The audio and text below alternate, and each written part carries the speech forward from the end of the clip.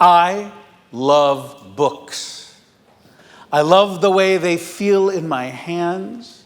I love the smell of new ink and glue. I love the covers, the dust jackets. They're like a museum of art and design. I even love the comments on the back of the book. I love first editions and gently used paperbacks, the ones you can find on the shelves of rental properties from Mashpee to Provincetown. I love books fiercely, fully, possessively. Now, I had a moment in my life. I got called home from school. I had some kind of a fever, didn't know what was wrong. By the time my mother picked me up, raging fever, I had the mumps. Now, you know, there's no treatment for mumps beyond bed rest and something to control the discomfort. So I was isolated in my little bedroom, occasionally hallucinating. There were a couple little, cracks open on the door. How you doing, kid? Here's a glass of water, some juice. Not much of an appetite. Take your baby aspirin. That was it. No distraction. No TV. Of course, no electronics whatsoever. So I slept a lot. What else am I supposed to do? But a few days into my infirmity, a true miracle occurred. I vaguely heard from my closed door the ring of the doorbell. My mother answered it. About 15 minutes later, she opened the door, and she was bringing in, one by one, these kind of book boxes, one at a time. 4 boxes. What was inside, you ask? The World Book Encyclopedia. 7 years old, in bed, nothing to do. And I was freaked out. I couldn't believe it. Now, just to be clear, those of you who, know the World Book, you know that we didn't get the blue edition. That's the cheapest binding. My parents splurged on the red one. That was the leatherette edition, which is to say plastic. But, of course, they could not spring for the highest level. Who knows by a show of hands what the most expensive World Book was bound in? What was the color? Does anyone know? White and green, exactly right. Now that was, boy, when you saw the white and green cover, went to a kid's house, they were having lamb chops every day. It was a big deal. So there they were, actually, lamb chops in those days were cheap. I don't know what happened, right? They used to be, anyway, I'm talking about food. So I set this goal of my life, which was I would go through every single volume. There were 19 volumes plus, who can forget, the reading and study guide that came on the end. I loved it. I loved it. It was like 100 sluice gates opened, and I was like just bathed in knowledge. And it felt so good. I could just completely lose any sense of discomfort or my mumps. I looked like a chipmunk, but I learned the capital of Peru is Lima, and it's built in a desert. I learned that cashew trees are actually, that they grow apples, and the cashew nuts are actually seeds and the cashew apples. Who knew? I learned about Millard Fillmore. He was a really bad president.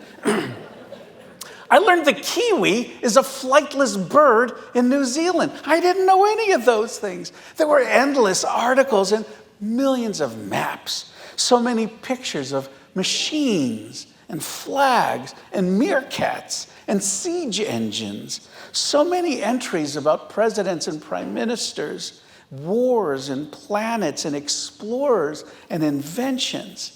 This limitless sea of information thrilled me, and it carried me through my 2 weeks of infirmity.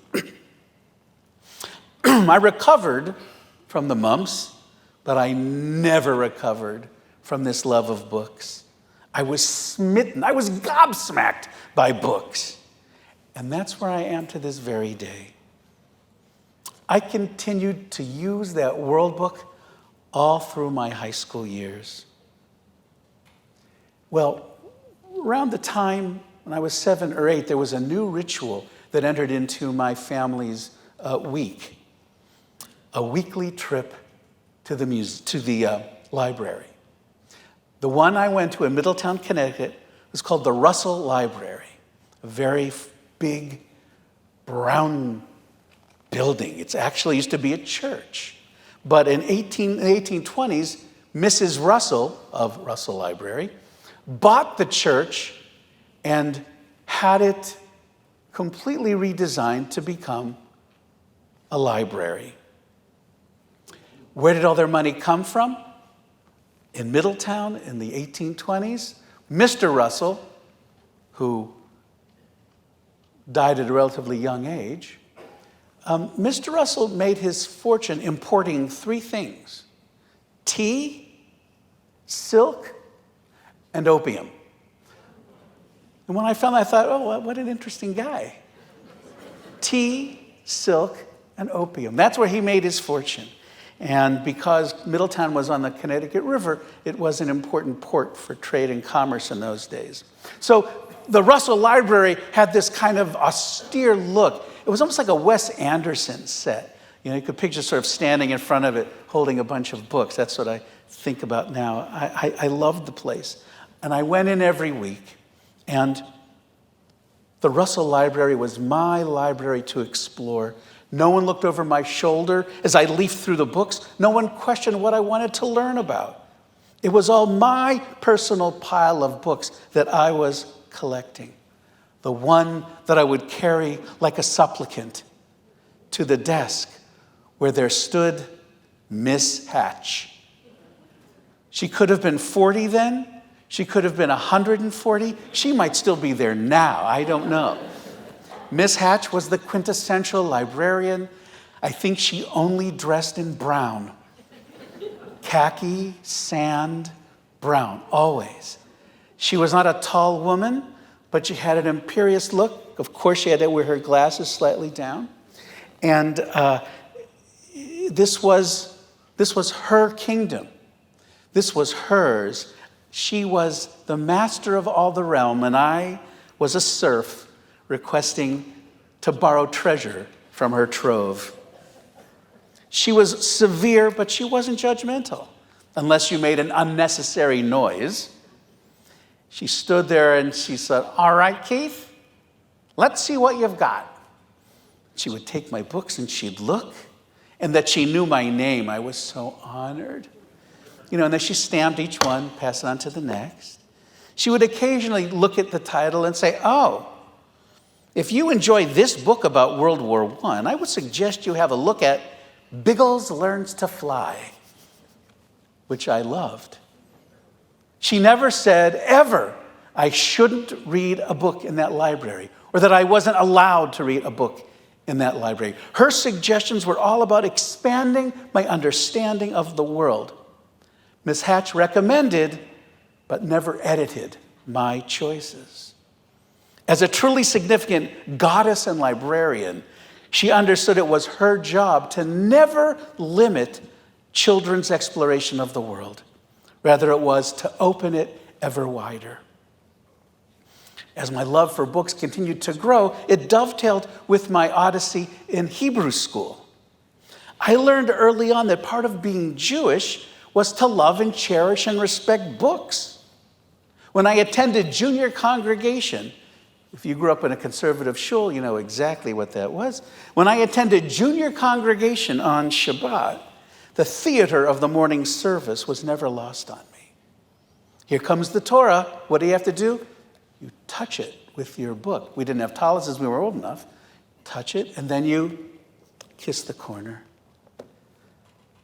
I loved that. I loved that you got to kiss the place on the book where you touched the Torah. Because some of my friends acted, like they acted stupid. But I loved that gesture. Kissing the Torah was supposed to show my love for God. But this custom really was for me about showing my love for books. The quintessential book, the book of all books. As we got deeper into the service, the drama continued. On those Saturday mornings at Adath Israel in Middletown, every last person who was called to the Torah would kiss the place where the Torah reader was going to begin reading and then kiss their tallis. At the end, they would kiss it again because the words were sacred, because words are sacred, because reading is sacred. Reading is a sacramental experience. But it's not just for the Torah that we show this love. Any sacred book makes a claim for veneration. One day in fourth grade Hebrew class, Mr. Kleiman, the man from which I learned how to read Hebrew, I learned that if you drop a Siddur or a book of Psalms or a Machzor, if you drop it, what do you have to do? You have to pick it up, and what do? You have to kiss the book. What a concept for an 8-year-old totally in love with books.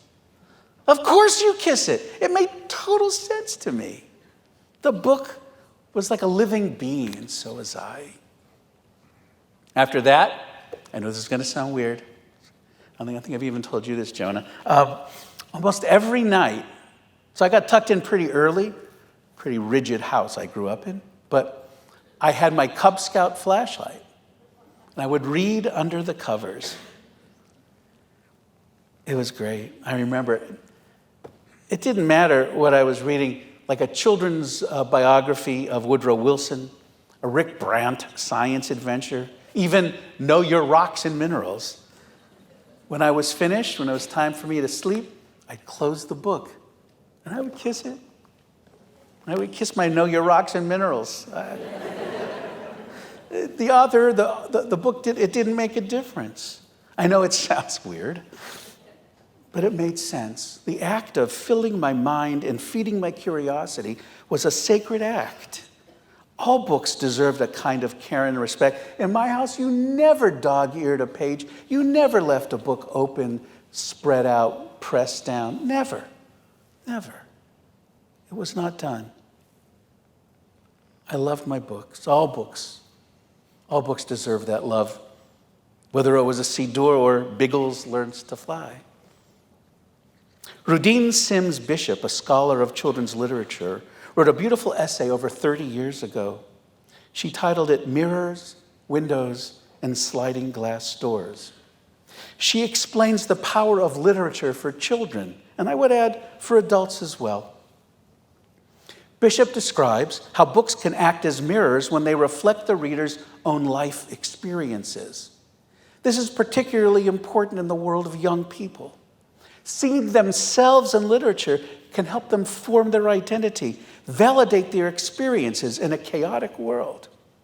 When a child feels isolated because as they're young, but they understand they are black, or they are Jewish, or they are gay, or they are lonely, or a self-described loner, a book says, you aren't the only one. Books can be windows when they let us see the lives of others, broadening the worldview of the one who reads them. Books allow our children to explore different worlds and cultures, building empathy and understanding. Reading about people who are different, who are not like us, it makes us better human beings. Bishop's claim rings with truth. Reading is an act of growth and joy and courage. Reading books changes lives. It makes us resistant to moral failure. And that is something even tyrants understand. Perhaps they understand it even better than we do. I remember a particular moment when I was 8 or 9 years old, and flipping on the TV, it was a Sunday, so of course what was on, black and white only, of course, it was a weekly documentary series narrated by Walter Cronkite called The 20th Century. He basically had free rein to do whatever he wanted to do. This particular documentary was about pre-war Germany. And I stumbled on it. I had no idea my connection to it, as I would learn much later. All I know is that it included a grainy clip of film from Berlin in 1933. And what was this piece of film? It was a bonfire. And in the middle of the square of Berlin, and it was ringed by a gleeful circle of men and boys. The cobblestones reflected the light of the fire. And what did these guys do? One after another, they took hands full of books and they threw them into the bonfire. I didn't know who those authors were. I didn't know the full meaning of it. But as someone who loved books, I couldn't believe it. Burning books? Who could do that? Who could be that cruel, that wicked, to destroy these beautiful things? Who were these monsters? I never could have imagined such evil as a little boy. A little while later, a couple of years later, I began to learn just how evil people can be. What I came to understand is now a commonplace. Nazi ideologues sought to control knowledge by rooting out the themes that did not fit their narratives. The German people had to be protected from the other.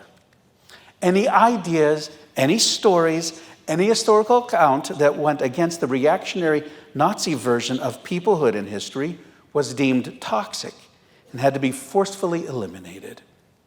The books they were burned were seen as un-German and corrupting. And those books' destruction reinforced the Nazi Party's message, racial purity and conformity über alles. The Nazis had no use for mirrors or windows, for the sliding doors of Rudine Sims Bishop. What they intuited was that intellectual freedom was dangerous. Diversity and pluralism would subvert their cause. And 70 years later, their descendants believe the same. 7 decades after the book burnings in Nazi Germany, there are forces at work in our own country and other countries seeking to crush the highest values of a free society. National organizations with names like Moms for Liberty, Mass Resistance, Mary in the Library, and Power to Parent raise hundreds of thousands of dollars annually to strong-arm boards of education and librarians to ban books that threaten their prejudices. These organizations harass teachers and principals as they conspire to remove picture books and young adult fiction so they do not, quote unquote, pollute schools and public libraries. A book about 2 ostensibly gay penguins raising an orphan penguin, banned. A true story. It's a true story. Take it from a zoo. Stories about black children feeling oppressed, banned. Books that talk about children discovering that they are gay or lesbian, banned. Books that discuss the reality of what it is to grow up as a transgender person, believing you are going crazy, that it can't be. And then suddenly there's a book and you say, I'm not alone. These are the books that are being banned, along with books that these organizations say are too difficult for white children to handle. Books that talk about slavery. And I think to myself, history is not always pleasant. History is not always comfortable. Acknowledging history is a real and challenging part of being a mature, intellectual adult. It's all about being a child, learning to understand the world in which they live in. Too hard for white kids to acknowledge the reality of slavery and how this country was built on its back, on the backs of people who were enslaved? I imagine, using that same logic, couldn't one say that German children should not learn about the Holocaust because it happened a while ago and it doesn't involve them? It's too difficult for them to handle. Would Jews say that that's okay? Of course not. Of course not. Now, I know these organizations are not burning books, but they are aggressively working to ban that literature that explores race and gender and sexuality and differentness. The resulting harm is now ubiquitous, affecting pedagogy and intellectual freedom and placing limits on professional autonomy. And the repercussions extend well beyond that to affect the well-being of students constrained by these bans. All kids deserve to see themselves in books, and they deserve access to a diversity of stories and perspectives that help them understand and navigate the world. That means gay kids, trans kids, and children of color. Public schools that ban books reflecting diverse identities risk creating a monocultural world where pluralism and diversity have been smashed and broken. These bans pose a dangerous precedent, intersecting as they do with other movements to block or curtail the advances in civil rights for everyone who has been historically marginalized. It's up to us, to the Jewish people, to stand in the way. We are called people of the book. We carry that banner with a deep sense of pride. Jews honor all the ways wisdom is shared and respected, especially when it's contained between the covers of a book. We must promote a culture of inclusivity and diversity where all individuals are valued and respected, and where freedom of expression and intellectual diversity is cultivated and valorized in the free trade, free access to books. Because everything influences everything else. From a Jewish perspective, the act of book banning cannot be viewed in isolation from history. Burning books and bodies are part of the same continuum. The collective memory of the people Israel contains a warning as profound as Auschwitz. We must be wary and watchful of any effort to censor or control intellectual discourse. And we must valorize and uphold the opposite ideology, the one that supports dialogue and the interchange of ideas. The Talmud says, just as no two faces are the same, no two human minds are the same. That calls on all of us to celebrate diversity in thought and to abhor the inherent danger of book banning. I read a book, you read a book, your child reads a book. It doesn't mean they agree with the contents. I can read Das Kapital by Karl Marx and not become a communist.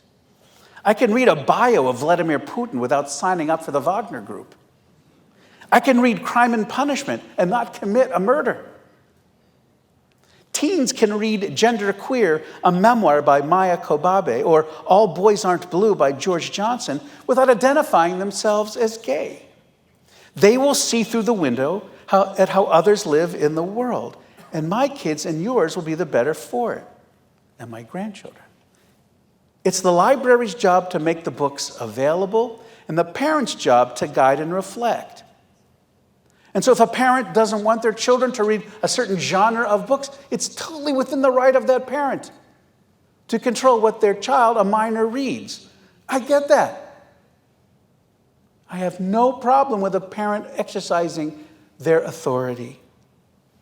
But the moment that parent seeks to limit access to my grandkid and what they want to read in the library because this person deems a book as filthy or subversive is the moment we have no choice but to act.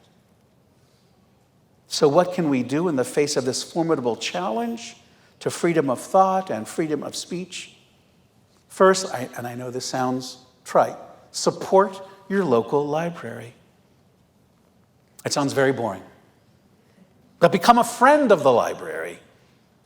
Participate in their fundraisers and lectures. I've posted online on our website the 3 links to the Newton Friends of Library, Needham, and Brookline. So you have your option. Click one of them, click all 3. They are not asking for a lot of money. But showing your support through a gift, throwing your support just by clicking on it and saying you want to be a friend, that's huge. The library wants us to be there, to use all of the various resources they offer. So when you go to the library, remember to greet the staff warmly. Tell them you support their independence. We have to normalize public support for librarians and make it overt, explicit, and amiably reassuring. Imagine yourself as a public librarian. You're not making a lot of money, I can tell you that. And you're all of a sudden, smack in the maelstrom of a culture war. You'd appreciate every patron who said hello and maybe dropped off a dozen donuts in the course of that. Second thing you can do, join PEN America. PEN was formed in 1922. It's the largest of more than 100 centers worldwide that make up the PEN International Network. PEN America works to ensure that people everywhere have the freedom to create literature, to convey provocative information and ideas, to express their views, and to access the ideas of others. I've been a member for the last 2 decades, and it's among my most meaningful affiliations. Third, join the ALA, the American Library Association, the largest and most respected library membership organization. It's a community of people working together to ensure that libraries remain vital centers of literacy, that every American enjoys access and opportunity. When you get involved, people without resources will benefit. Fourth, buy banned books. We have 2 fantastic bookstores. For a while it was a desert, and now we have 2 great bookstores. Newtonville Books, which is my personal favorite, right? And plus you can go to Ding's for Chinese food before or after. Food again, sorry. Newtonville Books is a fabulous place. And a new one called Hummingbird Books, which is on the street. Fabulous collection, great place for kids to read. And I could never exclude, not in the local Newton neighborhood, but Brookline Booksmith, one of the really, truly fine American bookstores. And if you want to schlep into town, Harvard Bookstore is one of the great places to stop for a couple hours and just enjoy being around all those books. Support their independent businesses. These are all independent bookstores. Support the struggling authors whose books are on their shelves. Finally, we need to be bold and colorful. I'm taking a cue here from my friend Mark Fitzgerman, Rabbi Emeritus in Tulsa, Oklahoma. Whenever a book is banned in Oklahoma, and that happens a lot, he buys a few copies and then puts out a press release on their website that says, "Come and get it." He did it with Spiegelman's graphic novel when Mouse was banned from Oklahoma schools, and he did it when the book Where the Wild Things Are was banned. I don't know why. Maybe it was too scary for little white kids. I don't know. But he bought copies and they were available, and I'm going to do the same. Now, I know we live in Massachusetts. We are so lucky. I was fortunate to have a wonderful conversation with the head librarian in our Newton Free Library. Fantastic woman. And she talked about how they get occasional complaints, but nothing like librarians in places like Texas and Florida, South Carolina, and Georgia, where these organizations I mentioned pick out various communities and then go at them.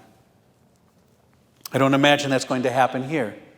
That doesn't mean we have to pay close attention. We do, because this issue will not go away. Freedom of speech and freedom of access are essential values in this tradition we hold so dear. I'm not going to stand looking down from some balcony while white supremacists form a circle in the night and toss signifiers of civilization in the fire. It's already happened too many times in our history. Our enemies start by burning and banning books. This is America, and America is different, but not so different that good triumphs automatically. So do it. Sign up. Buy books. You'll be hearing more about banned books and our partnership with Newtonville Books later on in the year. But do it. Do it for Miss Hatch. Do it for Mr. Kleiman. Do it for Professor Bishop. Do it for all of us, for our kids and our grandkids. If you love books like I do, if you believe that all children and all adults must have free, unimpeded access to the windows and the mirrors and the sliding doors of our public libraries, I call on all of us to make sure that it triumphs. Books are precious, and so are the ones who write them, read them, and protect them. So the next time you have a chance, kiss a book for me.